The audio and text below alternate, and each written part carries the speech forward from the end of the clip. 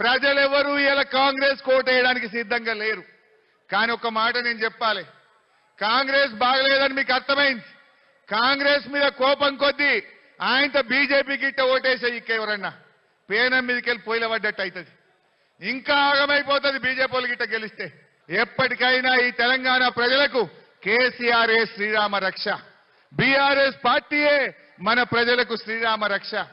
ఇలా బీజేపీ వాళ్ళ దగ్గరికి పోయి మీరు 10 ఏళ్లు పాలించిండ్రు కదా, ఏదైనా ఒక మంచి పని మీరు ఏం చేసిండ్రో చెప్పమంటే చెప్తారా బీజేపీ వాళ్ళు? చెప్పుకోవడానికి బీజేపీ వాళ్ళకు పథకాలు లేవు గనుకనే వాళ్ళు చిత్రపటాలు పంచుతున్నారు. పథకాలు లేవు గనుకనే క్యాలెండర్లు పంచే ప్రయత్నం చేస్తున్నారు. జీఎస్టీ పెంచి ధరలు పెంచి పేదల నడ్డి విరిచింది బీజేపీ పార్టీ. పెట్రోల్ డీజిల్ ధరలు పెంచింది, గ్యాస్ సిలిండర్ ధరలు పెంచింది.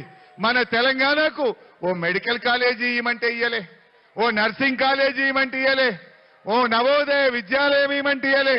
వాట్లు కొనమంటే నూకలు బుక్కుమని ఇవాళ బీజేపీ మన తెలంగాణ ప్రజలను, మన జాతిని అవమానపరిచింది. బిడ్డ నూకలు బుక్కుమని మా తెలంగాణ జాతిని అవమానపరిచినావు. ఈ పార్లమెంట్ ఎన్నికల్లో తెలంగాణ ప్రజలు నీ బీజేపీకి నూకలు బుక్కిస్తారు, జాగ్రత్త అని చెప్పి నేను హెచ్చరిస్తా ఉన్నా.